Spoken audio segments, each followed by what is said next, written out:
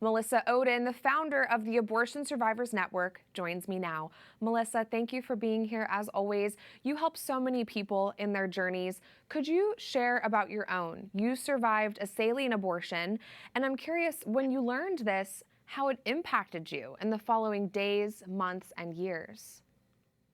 Yeah, the reality is that babies survive abortions. We survived before Roe versus Wade. Many of us survived during Roe versus Wade, and babies are still surviving abortions today.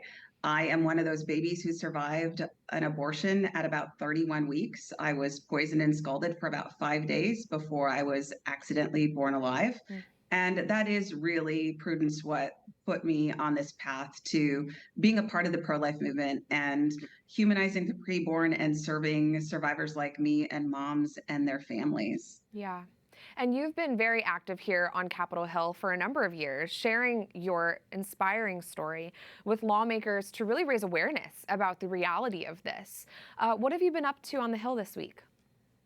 We were so honored to join Senator Marshall and Kristen Hawkins from Students for Life, as well as Melanie Israel from the Heritage Foundation, to raise awareness about late-term abortions and why this is important, not just in this election cycle that we are in, but in our daily lives and in our culture. So that's what we were here talking about. We are, of course, meeting with members of Congress so they can put a face and a name to even the concept of abortion.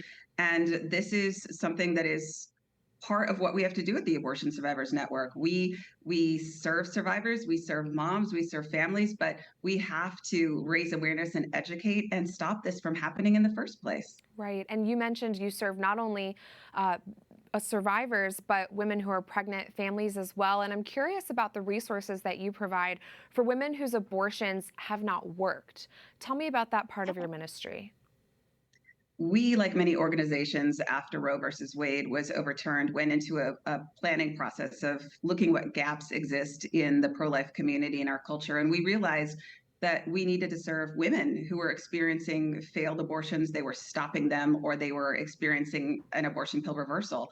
There's never been anybody in the pro-life movement who supported these moms and provided them information and case management and emotional and social support for the long term. So that's what we are so honored to provide. We have social workers on our staff who support moms who may be pregnant right now after their first attempt to abort failed. And a lot of times they're being coerced or even forced to abort again, or they're so scared.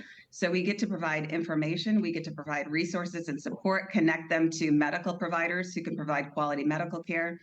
We stand alongside those moms and then ultimately those survivors throughout their lifetime. So with one-on-one support, as well as group support. So if folks have experienced a failed stopped or reversed abortion or know somebody who has, they can reach out to us at abortionsurvivors.org. We'd love to help support them. We also support adoptive families who struggle with how and when and what to tell an abortion survivor. And if you're a professional, maybe medical professional or adoption professional, and you want to be trained on how to even talk about this or what this involves, we offer that now as well. That's great to know. And Melissa, I'm curious, since the overturn of Roe versus Wade, how has your work really been impacted? And specifically, because more women sadly could be turning to illegal abortions, do you think more helpless children are being born alive now than before? Absolutely. I can say that even in the numbers that we've seen, Prudence, I was expecting to see more abortion survivors because of the increase in the chemical abortion pill Right. and it being taken in later stages and women not knowing how far along they are. But I can tell you it has been eye-opening for me, even though I've been in this work for 16 years, it's been eye-opening to see the number of women reaching out to us who have taken the pill at 2 weeks, 3 weeks, find out they're still pregnant, and that mom is at risk and baby is at risk. And so, yes, it's changed everything for us. But in God's great wisdom, right, he's allowed us to use it for good. Yeah, that's chilling, but it's good to know that you guys are helping these women through those difficult times. Melissa, before I let you go, I understand you have a new book coming out. Tell me a little bit about it. I do. So my second book is Abortion Survivors Break Their Silence. It's coming out in January of 2024, right before the March for Life. So Great. You may see me slinging some books. Happy to sign them.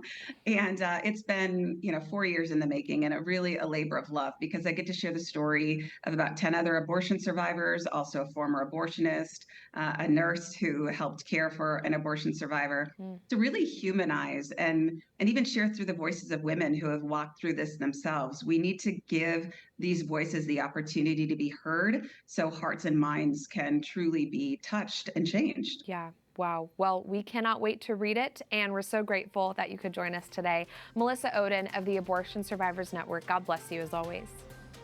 Thank you.